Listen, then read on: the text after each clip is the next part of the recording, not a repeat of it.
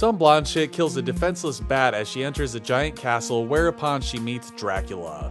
She explains that she is a doctor named Lisa seeking knowledge from him, and he decides to help her.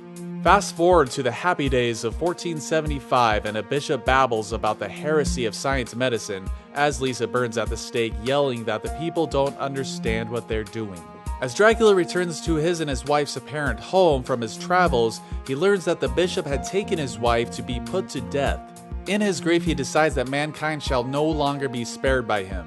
He confronts the bishop and the people, giving them 1 year before he unleashes hell on the world. Back at Dracula's crib, he prepares some glass-looking stuff as a young man attempts to prevent Dracula from destroying humanity.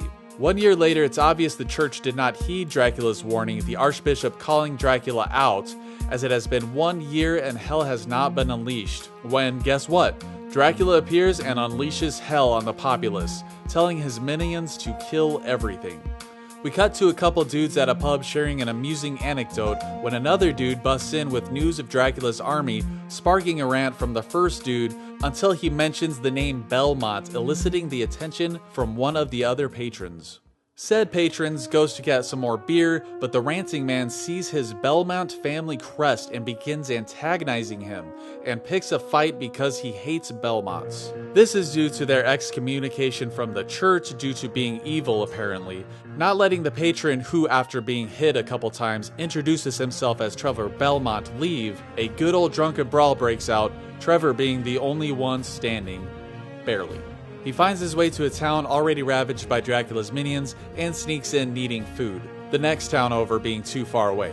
He arrives at the market and talks to some people, telling of a warrior deep in the catacombs, the demons coming over the walls at night, the bishop, etc. Passing an alley, Trevor notices some priests antagonize a man called a speaker and are about to kill him, but Belmont saves him, easily dispatching of the corrupt priests.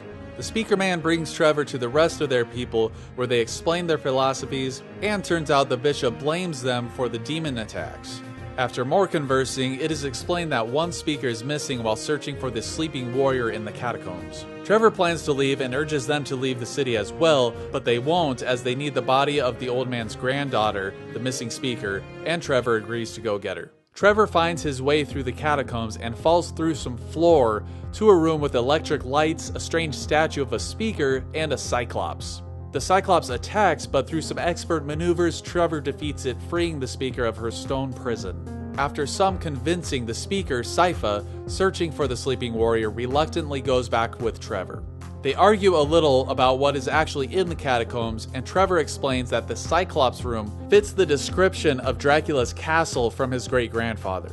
Trevor goes in search of some beer, but is taken by the priest from the alley to the bishop, where they have a little chat. Trevor defends the speakers, but the bishop urges him to leave while they kill all the speakers, stating that if he keeps his nose out of it, they can discuss his family's excommunication from the church. He then reveals that many of the major cities have already fallen, and he is basically the highest-ranking bishop alive, in the most villainous way possible. Trevor reveals the bishop's plan to the speakers, but they don't want to abandon the people in their time of need and their ideals. Dusk arrives, beginning the demons' march on the city and the people's march on the speakers.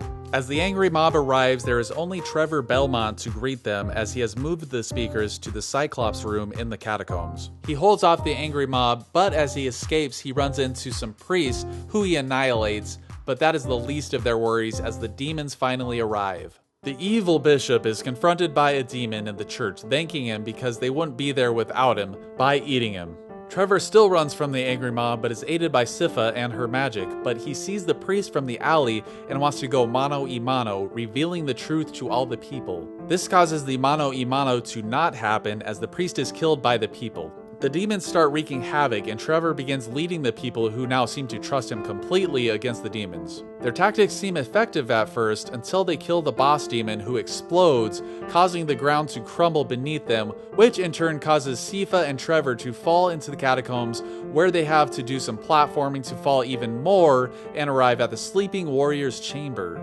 Trevor accidentally steps on a plate on the floor, waking the warrior, who is actually a vampire. After some chit-chat questioning each other's motives, Belmont and the vampire begin battling, first with whip, then sword, and ending in a draw. The vampire reveals himself to be Alucard, and that the speakers foretold of this meeting. The three then agree to team up to destroy Alucard's father Dracula, cause it's what his mommy would have wanted. To be continued in Season 2 of Castlevania.